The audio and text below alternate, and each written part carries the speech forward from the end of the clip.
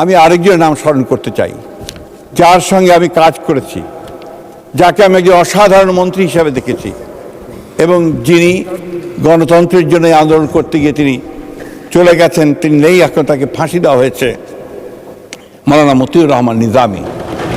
আমি এই জন্য তার নাম স্মরণ করতে চাই যে তার সঙ্গে থেকে আমি কিন্তু অনেক কাজ শিখেছি এবং একজন অত্যন্ত উঁচু দরের মানুষ ছিলেন। এই কথা না বললে আমার মনে হয় আমার অন্যায় করা হবে। আমি কারাগারে ছিলাম অনেক দিন, মাননীয় স্পিকার, এবং ওই সময় আমি অনেক জামাত ইসলামের অনেক উচ্চ পর্যায়ের নেতাদের সংস্পর্শে এসেছি, একসাথে থেকেছি।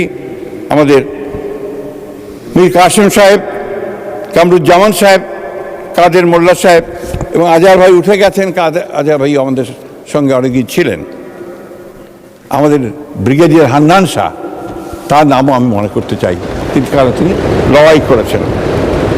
ডক্টর আর এ গনি, তিনি আমাদের সঙ্গে দীর্ঘকাল জীবনের শেষ দিন পর্যন্ত গণতন্ত্রের জন্য সংগ্রাম করেছেন।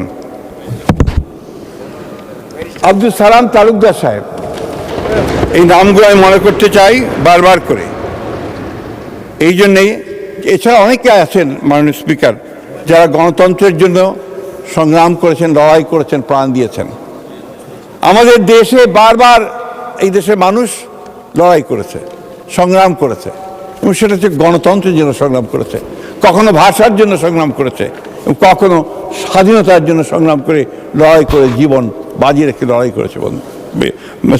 মাননীয় স্পিকার, আমাদের সবচেয়ে দুর্ভাগ্য যে জাতি বারবার লড়াই করেছে, সংগ্রাম করেছে, কিন্তু এই 50 বছর পরেও ঠিক যে জায়গায় আমাদের যাওয়া উচিত ছিল সেই জায়গায় কিন্তু আমরা যেতে পারিনি। মাননীয় স্পিকার, এটা আমাদের দুর্ভাগ্য। এটাই আমার কাছে মনে হয় যে আমাদের কোথাও একটা সমস্যা আছে, যে সমস্যাগুলো আমাদের নেতৃত্বকে সেই জায়গায় পৌঁছাতে দেয় না, যে কারণে হয়তোবা আমরা সেই জায়গায় পৌঁছতে পারি না। মাননীয় স্পিকার, বিগত 15 বছর আমরা একটা ভয়াবহ ফ্যাসিজমের অধীনে ছিলাম। গোটা জাতি নির্যাতিত হয়েছে, নিপীড়িত হয়েছে, খুন হয়েছে এবং তাদের সমস্ত স্বপ্নগুলো বিনষ্ট হয়ে গেছে।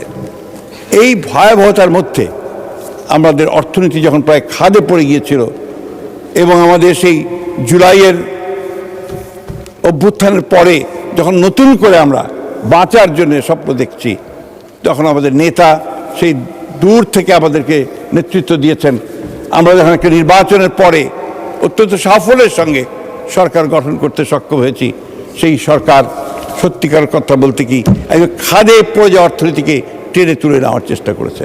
আজকের এই বাজেট, আমাদের পাশেই বসা আমাদের আমির খুশরো মাহমুদ চৌধুরী সাহেব, সেই সাহসী মানুষ যিনি খাদে পড়ে গিয়ে উপরে ওঠার চেষ্টা করেন, সেই চেষ্টাটা তিনি করেছেন এই বাজেটের মধ্যে দিয়ে। এই বাজেটটা শুধু একটা অঙ্কের